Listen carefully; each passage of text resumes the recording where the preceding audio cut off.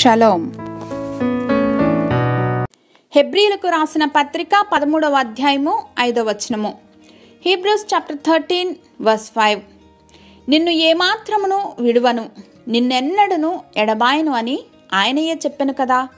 God has said, never will I leave you, never will I forsake you.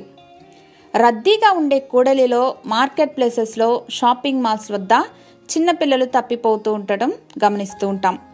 తల్లిదండ్రుల వద్ద ఉంటూనే రెప్పపాటున ఏదో ఒక వస్తువుకు ఆకర్షింపబడి వేరొక మార్గం వైపు మళ్ళీపోతారు.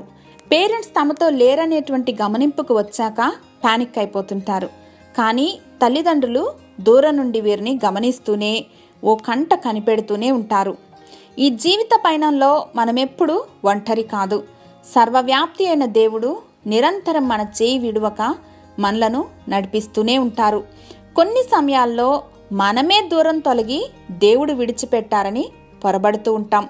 దేవుడు నీకు దూరంగా ఉన్నారనే భావన నీకు కలిగితే I would encourage you to keep seeking him. Even now he is before you.